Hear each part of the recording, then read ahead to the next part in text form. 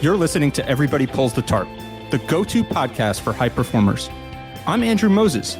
Each week, you'll hear my thought-provoking conversations with Olympians, pro athletes, CEOs, elite coaches, best-selling authors, and other high performers to uncover their secrets to success. Get ready to be inspired each week when we talk about leadership, teamwork, work ethic, and more. Are you ready? Let's go.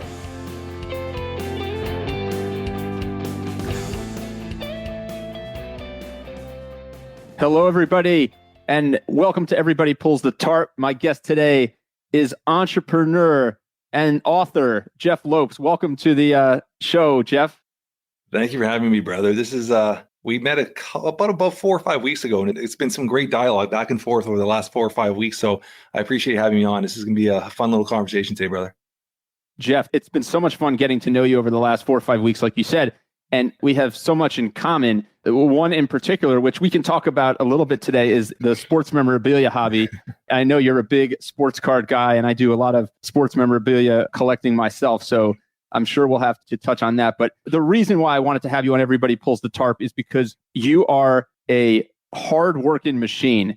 You're always putting out content. You're always creating new businesses. You're doing fantastic things in the marketplace and so much fantastic work for other people. Let me set this up for our listeners. So Jeff has been an entrepreneur for decades. You're the founder and president, Jeff, of Kimurawear, a global brand in boxing, martial arts, and fitness equipment. We'll talk about that. You also started a real estate business, True Blue Homes, which is really, really cool. And you've got one of Canada's top business podcasts. And frankly, it's one of the top podcasts, in my opinion, in the world, let alone Canada, Jeff Knows Inc., which we'll get into. You launched a new program called Man's Purpose, which I want to dig into, as well as the author of a new book. When do you sleep, Jeff Lopes? It's funny because I just had this conversation earlier today. I'm a type of person where I'm up at 4:30 every morning. And then there's a reason for that. It's not like I like to be up at 4:30. I'm up at 4:30 because I find I need to create that space in the morning to get as much accomplished as the morning. That allows me to have my 3 to 7. So I like to try to be home every day. Some days it doesn't always work out, but I try to be home from 3 to 7 every night. And I try to have dinner with my family every night. And in order to sacrifice to be home at night, I sacrifice myself in the morning. So sleep is something, to be honest, is something I struggle with. It's something I struggled with for years and years because I try to be resting by 9:30, 10 at night. But I mean, sometimes I'll be up at 2, 3 in the morning and my mind's racing and it's like, okay, I got to get up. So sleep is something where I've struggled for years, and finding the time is not easy, right? That's something I think we all try to work on, right? We all have 24 hours in the day. I always say to people, it's how do you use the 24 hours, right? There's nobody out there who has this hack or a cheat code to get more hours in the day. We all have 24 hours in the day, and it's how you use it. I'm a morning person, Jeff. You mentioned getting up at 4:30. Have you always been a morning person, or was it something you needed to reconfigure your body to do? This started about 11 and a half years ago. So it's been pretty much part of my fabric now for a little over 11 years. And it's something where I adjusted. I realized that for me to be able to accomplish what I want to accomplish, I needed that extra hours. So I put it part of my routine. I'm very routine. I'm very blocked into my schedule of what I accomplish every morning. And I try to figure out a 2-hour gap of work in the morning. And I find that is so precise, that time to work in the morning. So after I do my morning routine, I have a gap of around 2 hours. And for example, this morning I was editing a podcast for 2 hours. So the night before, will fill in those 2 hours with something that'll speed up the rest of the day and take a lot of time off the rest of the schedule for the rest of the day. So blocking in time in the morning to accomplish big tasks is a huge part of me. So by 9 in the morning, I've already accomplished one massive task for my day, plus my morning routine. I don't know if you've read the memoir by Phil Knight, the founder of Nike, called Shoe Dog, but it's a fascinating book. Sometimes it's a nonfiction book, obviously, but it reads like a fictional story because some of it's so unbelievable. The work that Phil Knight went through as he was building Nike into what it is today. But one of the things that was so consistent throughout the book was every night he would sit down in this recliner with a good old-fashioned legal pad, and he would write down what his priorities were the next day. He would kind of center tomorrow, tonight, if you will. So it sounds like you do something similar. You figure out what you're going to hit when you wake up. Yeah. So through the evening channels, for when it comes to actually coming close to bedtime, I'm constantly either emailing myself. So in the morning when I pop up my email, I have my whole list of emails, or I'll journal. I'll grab a book and I actually journal, and I'll write down what I went through to the day to kind of clear my head. I use that as almost like a clearing process. And I also things I want to accomplish throughout the rest of the week. So if something pops in my head, an idea, I'm constantly writing it down. And because I'm always on the go, I actually use a recorder on my phone. So there's plenty of times I'm driving or I'm going somewhere and I'll actually think of something, knowing that if I don't record this on the spot, almost like an artist, I'm going to forget it in 2 seconds. So I'll actually just take out my phone and I'll record what I'm saying. So later on in the evening, I'll be able to jot it all down and I'm set for the next day, setting my schedule up that way. So Jeff, I want to know, when did you start your first business? The first business, it was actually a sole proprietorship business. I started when I was 17. I registered a company when I was 17. I did that it was a security company. We did that for about a year and a half. And my parents were up my rear because I was really focused on that. I wasn't focused on high school, finishing my high school. And I ended up selling that until this day. The gentleman that bought that company off me still runs the company. It's called Strictly Security Services. And then at 19 is when I first started my first consulting fitness business, which was called Millennium Bodies. That was the first real corporation I started. And then from there on, it's just been a vast of starting and exiting until I founded Kimurawear in 2006. So you founded Kimurawear in 2006. You talked about the business that you registered in at the age of 17, much to the chagrin of your parents. As a kid, were you out there selling lemonade, or did it just turn on one day when you were 16 or 17? No, this is something I think we talked about. In my family tree, there was really no entrepreneurs. My grandfather was an entrepreneur back in Portugal. So I was always admired when we go spend time in Portugal in the summers and whatnot. I would always be just seeing his freedom, seeing this guy at that point when I was a kid, he was in his 50s or 60s with 2 cell phones back then. And just, he was always living a great life and always free. And it was something that always interested me. And then I guess that natural hustle, we talked about this prior, where when I was 12, 13, 14 years old, my dad would drop me off at a sports card convention or show on the weekends. And I would go with $20 in my pocket and open packs and sell them and deal and wheel and come back with $100. And that'd be my spending money for the week. So I always had that natural hustle. We get this conversation, something we actually talk about on a regular basis is, are you born an entrepreneur or are you taught an entrepreneur? I do believe you could be taught the skills. I do believe you could learn the lessons, but the natural hustle, that drive that takes to be successful, like we talked, how many people start a podcast, how many people actually continue a podcast, is that drive when things are not going great and just, you know what, I got to keep going, that drive. I think that's built in you. It's almost part of your fabric. It's who you are as a character, right? Is that just the passion that you identify something that you connect with, that you're passionate about, and that's what drives you? Yeah, I think that's a huge part of being an entrepreneur is you have to find something you have a passion about. Once you find your passion, you create a purpose for that passion. Once you create the purpose for a passion, now you wake up every day and you have a reason to do it, right? If you're not waking up every day, and that's the whole idea of being an entrepreneur, if you're not waking up every single day and doing something you love, then what's the purpose of doing it? Well, it's interesting, right? It's the purpose. You talk a lot about purpose. And, I talk to entrepreneurs all the time and they say, I didn't necessarily sit there with a whiteboard and try and come up with a company because I wanted to make money. I actually was, just perceptive of problems and challenges that I would run into throughout the course of my life and say, I could do this better, or there's nobody doing this and I want to fix it. What are your thoughts on that? Yeah.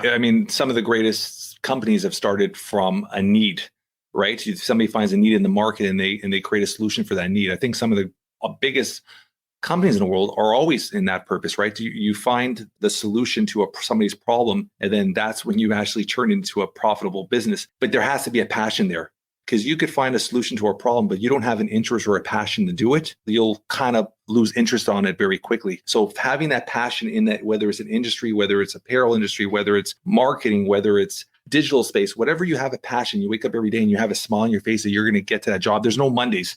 It's 7 days a week. You're not looking at, oh my God, it's the weekend. No, it's Saturday. I get up, I still work. There's 7 days a week. I still maximize all 7 days to the max. And I'll be honest with you, since March 18th and when the pandemic hit, and you're aware where I started the podcast, I started a program, I started back to school, I put pen to paper, I wrote a book. I spent the last 10 months networking myself to the max. All these things I've done, I haven't had a physical, I always block off time with my family. I always block off time for working out. I do stuff for myself, but physically I have worked every single day since last March 18th. I've done something work-wise strictly every day since March 18th. You have to enjoy it as much as sometimes it's a struggle mentally. You still have to enjoy it to be able to wake up every day and do it. You have to enjoy it to be able to wake up and do it. You sure have put that to work, Jeff. Let's talk about starting some of these companies, okay? You and I have talked about, the show is called Everybody Pulls the Tarp. I've got this everybody pulls the tarp mindset, and nobody seems to pull the tarp more than entrepreneurs when they're starting companies. You talk to entrepreneurs and they're doing everything, right? If they're working a store, they're setting up the inventory, or they're doing the inventory, they're working the register, they're doing the marketing, they're doing the finances, everything. They're doing everything. So talk a minute about that. Well, when you start the business when you're 17, are you by yourself? You're doing everything out of the gates? I'll give you a little example, Andrew, is when you're starting a company, I think this is the biggest issue with a lot of entrepreneurs is they jump the gun to hire people to run positions before they actually understand fully what the position entitles. And I'm a strong believer that as a leader, you don't, and I always say this, you never want to be the coach. You almost want to be the captain of the team. What I mean by that is you want to be the one on the ice playing with your team. So pandemic hit, perfect example. My main company, Kimurawear, the gym's all closed. We had to let our staff go. So I had to let my staff go on EI. They were home. They were home for a little while.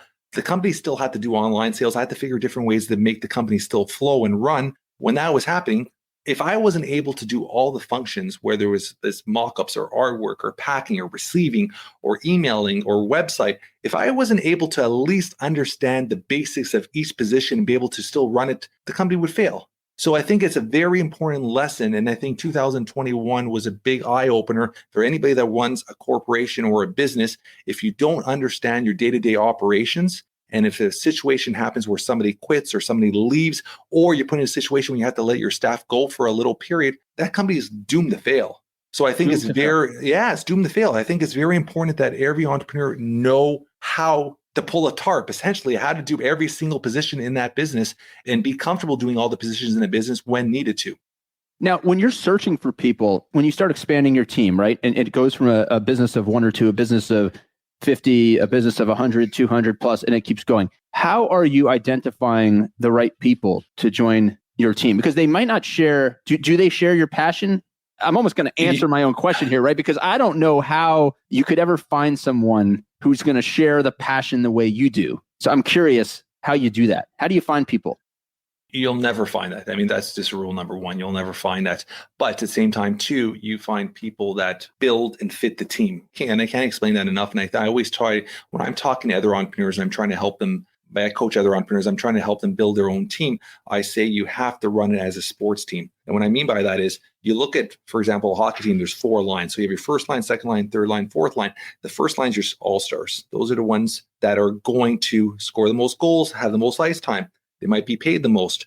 But the fourth line is just as important. And as long as the whole team has the end goal where they're all working together for one end goal to win the championship, everybody's on the same alignment. So everybody has to be, everybody's never going to be the same. There's going to be certain people that are stronger in certain positions. Some people are better with communication. Some people are better with sales. Some people are better with indirect face-to-face communication with their customers. You just have to be able to put people in the right positions where they're going to succeed, and then figure out and make everybody understand this end result. Everybody's looking for the end result to be able to win something all together. They all have the same end goal. As long as they're all on the same page and also have the understanding, be honest, as an entrepreneur, you have to have an understanding that everybody realizes if they're not pulling their end, there's somebody right there to replace them.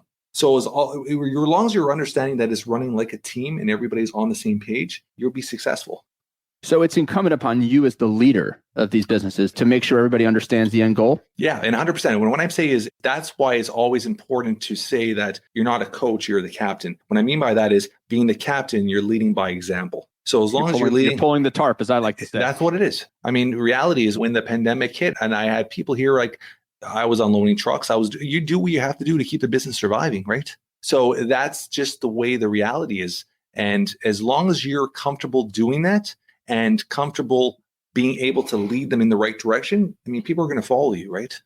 They sure are, right? People want to be led by people who are leading by example. And I truly believe that. That's what I believe this TARP mindset is, right?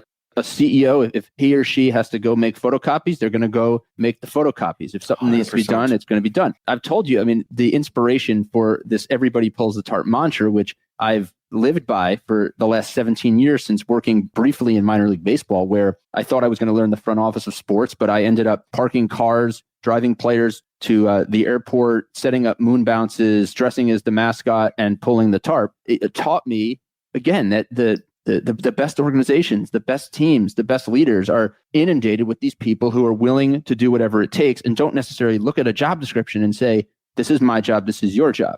They say, what do we need to do? Exactly. And that's the mindset, right? as I think about entrepreneurs, to me, entrepreneurs are part and parcel to that mindset, because you start off on this lonely island, unless you've got a co-founder or a business partner. But oftentimes you're starting by yourself. Yeah. And you're trying to figure this thing out, and you have some ups and you have some downs. Talk about some of the adversity when you were starting these businesses. How did you navigate times when, you start to have doubt?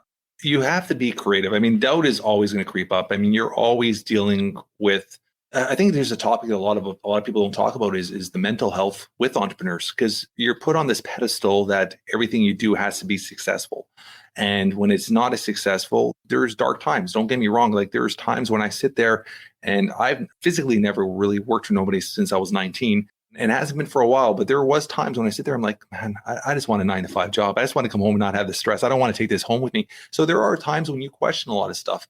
And I think being an entrepreneur is not easy, but the reward at the end of the tunnel outweighs the negative aspects of it, because that financial freedom and having an understanding of what an entrepreneur truly is. If you're an entrepreneur and you have a core value, understand your core values, understand what your purpose of being an entrepreneur is and what the end result is. Like, I measure wealth with freedom, and you're looking at it where I'm going to work all these hours, but this also allows me to have the freedom to do A, B, C with my family. So having an understanding about that. And when you're going through times, I mean, there is plenty of times that you as an entrepreneur have to quickly reshift and reevaluate what you're doing and be able to angle differently on the spot.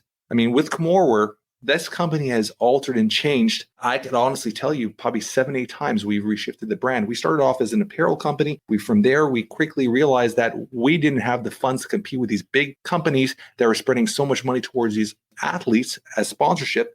And I was like, for the survival of the company, I automatically reshifted to a high quality premium gear company. Those companies that were t-shirt companies, the big ones, they're all bankrupt now.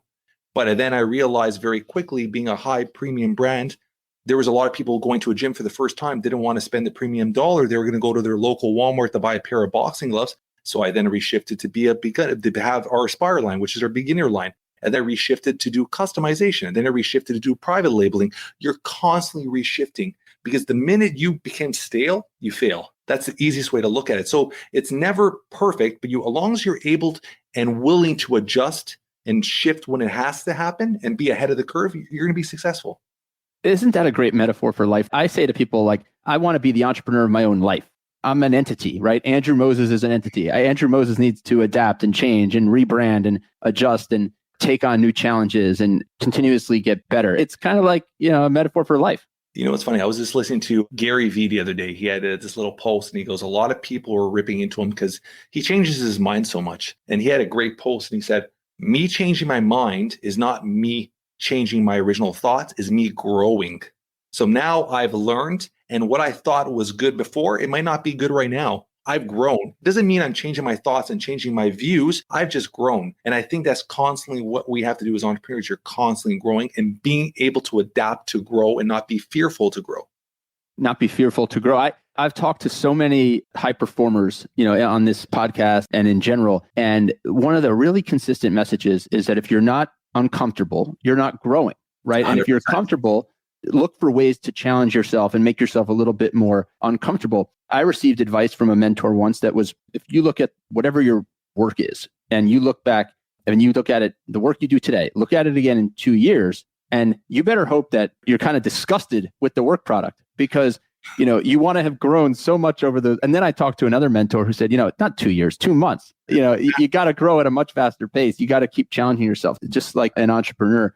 Let me jump in there, Abs. I love that word. Yeah, please. I love that word challenge, because that's something where it's such an important word, because nothing grows without being challenged. And the minute you stop challenging yourself or challenging others, whether it's your children, I had this conversation a couple of minutes ago on, I was doing the Dad Clubhouse, and I was talking about challenging your kids. And when I'm talking about challenge your kids, putting your kids in a situation where they might feel uncomfortable, allowing them to challenge themselves to grow into being comfortable and grow to be confident. So it could be something where, hey, your kid wants something and you say, hey, you know what? You go ask that person for it. Don't look at daddy to go ask for it. You want it, you go ask for it. Putting them in an uncomfortable situation where now they build confidence from passing that challenge. So I think you could look at it as a parent, you could look at it as an adult, you could look at it as an entrepreneur. The minute you put yourself into a challenge and be able to conquer that challenge as a win, you are so much further ahead automatically. That's such a great point, Jeff. You mentioned your kids there. You've mentioned your family a few times. You're like me, you're a huge family guy. Family is so important. I know when your son was born, that started to shift your thinking a little bit in terms of work-life balance. Talk about that for a minute. Yeah. So I'll give you a little Coles note quickly on his history so people that are listening will understand. So he was born unexpectedly a lot quicker than we expected. At 31 weeks, we were put in a situation where my wife had to do an emergency C-section, and we almost lost my wife and my son at that time. To fast forward, he spent the first 4 months of his life at Sick Kids Hospital, and through the process, we almost lost him 4 or 5 times. And it was a very challenging, going back to that word, for the family, where Sick Kids became our home for us. And we did everything we possibly could to get him out of the hospital. And there's, like I said, there's so many times where the doctors pulled us in a room and said, listen, it's time to pull the plug. Like, there's nothing better going to happen here. And we refused to accept that. And we kept pushing till he was 4 months old, 4.5 pounds. And I convinced the doctors to let me take him home. And at that point, he was on feeding tubes still, didn't even know how to swallow. So he was 4.5 pounds, 4 months old, didn't know how to swallow. And we were given to a diagnosis. The diagnosis was CP, cerebral palsy. He would be confined to a wheelchair. So that's where that challenge began. And my challenge, and at that moment, I realized for me to give him best opportunity, I had to put every inch of resource, financially, mentally, physically, into him. And then at the same time, too, in order to make that connection and make that all happen, I needed the time. And that's when a lot of the 4:30 a.m.s, so I could be home from 3 to 7 to help him develop and grow. And the whole process went on. Fast forward 12 years, he's out of his braces, getting ready to run his first marathon. And that had to do with a lot of understanding of the importance of time and the importance of not living with regret. Because I think a lot of people don't live in the mindset of, I do not want to regret something. The minute you could put yourself in a situation, Andrew, where you have that mindset and you're looking at every moment where my dad calls and tells me, hey, Jeff, I need you to come bring this to me. And I say, no, Dad, I'll see you on Saturday. Then all of a sudden something happened to him and you regret the rest of your life that you didn't go see him. So I live every single day where if something happens or something comes up, I do what I have to do so I don't have a moment of regret. And that was one thing with my son, is I wanted to give him every opportunity to get to a situation where I didn't know his outcome. I didn't know he would be able to, 12 years old, run. No doctor and everybody, he broke every barrier. But I knew if I give him every single opportunity to break through by challenging him and pushing him, at least I could live with myself and say, I didn't have regret. I gave everything I possibly could. So I think that you can use that towards any aspect of life. Have no regrets. Give it everything you can, Jeff. I'm smiling thinking about your son running that marathon, but I also just keep thinking about a phrase you used earlier, lead by example. And I'm compelled to think that your behavior, the way you go about your business, the way you do things, has left an impression on your son that has helped him, power through whatever challenges he has faced. You know, it's funny you're saying that. I could honestly, sincerely tell you, Andrew, that I've learned more lessons off him than he's learned off me. And he doesn't know that. It's indirectly. And his mindset, his will, his passion, his love, his sweet, caring ability to not give up, but at the same time, just have a sweetheart. Like, it's just, I sit there and it's like things that I was fearful to do, things that I would regret doing before. Now I look at him and I'm like, this kid endured through all this. I can endure through this. So anytime I'm facing a challenge now, I'd be honest, I actually think in the back of my head, like, Thiago did this. Thiago went through all that. This is nothing. So he has taught me so many lessons that I don't think he realizes. And he's given me a different understanding of the whole real estate business. We get into True Blue Homes. That was built because, to be honest, even though I have my daughter, don't get me wrong, I have 2 kids and I do everything for both. But he was the reason I did that, because I didn't know his future. I didn't know where he was going to be. So I thought I need to leave physical assets in case something were to happen to me today. Kimurawear is a great company. We're 8 figures. We're doing extremely well. If something were to happen today, that company in 4 or 5 months could go down the drain if somebody's not running it properly. But if I have hard assets of real estate, if something were to happen to me, these kids still have real estate. They still have passive income coming through real estate. So that's where I realized, and that has pushed me to other directions I wouldn't have gone. So the work-life balance, obviously, for you to identify that you needed a different game plan to be able to sink everything you needed into helping your son and your entire family, of course. Yeah. You set this 3 to 7 mindset, this 3 to 7 scheduling block. Talk about that a little bit, because you've referenced it a few times and you and I have talked about it in the past, but I want to make sure the listeners understand this. So how do you schedule your day around that 3 to 7, as you put it? I mean, 3 to 7 is the ideal time, but I also try to figure my schedule around my family schedule first. So at the beginning of each month, I look at my calendar and I do intentional blocking, Scott, for whether my daughter's got a dance recital, whether I get to take my daughter to dance, whether I get to take my son to baseball, or I get to work out with my son, or I get to do something with my wife. I intentionally block my family time first on my schedule, and then I block everything else intentionally after that, business-wise. That's the first thing. And then when you're looking at your schedule, is intentionally you have to sacrifice to be able to benefit from something. You have to sacrifice something else. It's just the way life is. And you're not going to get everything you always want, right? So I would love to have a successful business and be able to stroll out of bed at 9 o'clock every day. It's not the reality. You need to put time into everything to see everything grow properly. So that is what we talked about earlier, the sacrifices of being up at 4:30, being able to intentionally put a schedule and place all these things in the AM. So I am able to succeed and be free in the PM with my family. So being intentional with your time and blocking time and focusing and studying your schedule is so important. How do you do that with your team members and colleagues and business partners? Do you tell them, hey, this is family time, or do they just get to know that over the course of the years? Yeah, so I don't have any business partners, but yeah, this is something where over the years of staff and everybody, people get accustomed to understanding what my priorities are and where I have to be and what I aim for, right? So as long as everybody's on the same page and they understand that, and being around me for a couple of days, you'll get that pretty quickly when my priorities are. Family's first, no matter what. And it's funny because I'm saying that. I say family comes first, but be honest, and I'll be open with you, is health is always the top of my pinnacle. So I'm a strong believer that if you can't take care of yourself first, you're not going to be able to provide to others. I'm very, very strict with my diet. I'm very strict with my vitamins. I do try to work out 4 to 5 days a week, because I try to make sure that I'm physically able to handle and be present and be physically able to keep up with my kids. So I take care of myself first, and then my family, and then comes business. The kind of the pinnacle, the pillars, if you want to actually look at it. And for you, it all comes down to that scheduling and the prioritization. I love what you said there earlier, Jeff, about if you want to do something, you have to sacrifice something. You can't just keep piling more on top.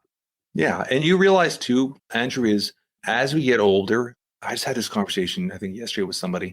I'm 44. And if I live a full life, I might have already lived half my life. And you actually, when you start thinking about that and you sit there and look at your parents, which I'm very lucky, I still have both my parents and they're still healthy, but I look at my parents, I'm like, their time is coming too. So you start actually understanding the importance of time and the importance of how valuable and how important understanding time, appreciating time, and making the most of your time. You start understanding that there's a lot of things in your life that shouldn't be there. And you start quickly realizing very quickly what parts of your schedule could be put aside. Which people in your life shouldn't be there because they're just bringing you down mentally, physically, spiritually. Get rid of them or put them aside. So you really start, once you understand that and understand the importance of time and understand the importance of who you should have around you, who's going to bring up your spirit, who's going to add positivity to life, who is going to help you get to the next level, and who's going to bring you down and be able to push those people aside, you realize very quickly you do have a lot of time. You have time to do everything. You just have to manage your schedule and get rid of all the negativity and the negative people in your life. Jeff, before we wrap up, just one more thing. I want to talk about The Man's Purpose and your new book. Talk to me about Man's Purpose. This is super cool. So with The Man's Purpose, the whole idea of this all is I've been an entrepreneur for 25 years. And in the last 3 years, I've worked with tons of entrepreneurs, coaching them, helping them. I never charged a penny. It was more of just me giving back and seeing the joy of young entrepreneurs succeed, grow. And I've helped some entrepreneurs get to 7-8 figures. And when the pandemic hit, I realized very quickly that the coaching world, when I actually started trying to brand myself, was so flooded. It was absolutely flooded because everybody seems to be a coach nowadays. And I was seeing all these coaches that really never have had any life experience. They've had no fatherly true experience. And they're all trying to teach these things. And I was like, I've been really studying fatherhood for the last 12 years. I've been 14, but 12 years really impactfully studying how to benefit being a dad and how to actually impact my family. And then I've been a successful entrepreneur for 25 years. I've coached so many people. So I was like, I need to create a platform that's going to allow myself to help as many dad entrepreneurs as possible. And I created A Man's Purpose. It's such an affordable. When I tell people the price, people are like, they almost in their mindset think that they're not going to get no value out of it. It's $47 a month. I coach once a week, a group coaching, and I'm actually physically there coaching you. We put you on an on-track program, so we hold you accountable every single week, and we put you on a weekly reflection journal. So you're getting reflection journal, you're getting accountability program every single week, plus you're doing a one-on-one open coaching where I actually will help you with your business, help you with as a father, help you all this stuff. And it's all this for $47 a month. So it's less than $1.50 a day, and you're getting essentially a certified, which I'm actually certified life coach, certified NLP master training with you. And I wanted to make it something more affordable where people are not going to actually think of it ruining their budget, but at the same time, too, they could really grow and they build this almost like this brotherhood of amazing fathers that are all supporting and helping and growing to each other. And that's where the whole idea started with. And we just did our soft launch a couple of weeks ago. And I'm super happy to be able to provide something like this to a lot of father entrepreneurs now. It's super exciting. And at $47 a month, right? I mean, there's people who spend more on Starbucks each week than that. 100%. So it's pretty impressive. What about the book? Just make sure to get a little plug in for the book here, Jack. Yeah. So the book's called Entrepreneurial Dads. And essentially, I wanted to give a short read. And to be honest, the whole idea of the book was I wanted to put something out that people could educate themselves, but at the same time, learn about me a bit. So the book's about 7 lessons that I teach how to be a better dad and how to balance. And I hate the word balance, but how to balance being a dad and being an entrepreneur. And what I do with it is just add value. But at the same time, too, when you read the book, the whole idea of reading the book and everybody that's read the book, their first reaction is, I want to learn more about Jeff. And that was essentially what I wanted to do. I wanted to come up with a book that people could read, learn something for, and at the same time want to research and reach out to me and learn more about me and connect with me, which I love connecting and networking with people. Jeff, I have loved networking and connecting with you. It's so much fun getting to know you and getting a little bit more into your story here on Everybody Pulls the Tarp. Jeff, congratulations on all the success. We're all rooting for you. We know that your story is just being written, and good luck to your son in that marathon. I love it, brother. Thank you so much for having me. This has been I just see us doing so many more things in the future. So I appreciate our connection. I appreciate just spending the time allowing me to be on your podcast, brother. Jeff, keep pulling the tarp. Thank you, brother. Thank you for joining me this week. Be sure to subscribe in your favorite podcast app so you can catch all of our upcoming episodes. And if you are like me and want a world full of tarp pullers, then leave a review to help others find us. You can also follow me on Instagram at AndrewMoses123 and sign up for my monthly email newsletter at everybodypullsthetarp.com/newsletter. I'll share tips and insights to help you achieve maximum success and happiness. Today is a great day to pull the tarp. I am rooting for you. See you next time.